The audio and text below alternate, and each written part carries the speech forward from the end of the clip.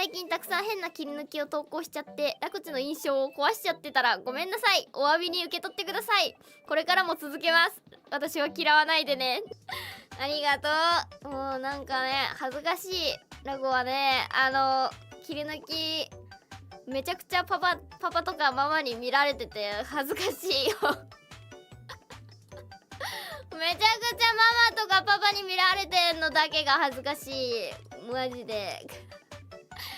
もうなんでそこ切り抜くのってなりつつ、いやいいんですよ。自由に切り抜いて、全然自由に切り抜いてもらっていいんですよ。ごめん。もう切り抜きだからね、配信で公開してるものだからね、切り抜いていいんですけど恥ずかしい。恥ずかしいよ。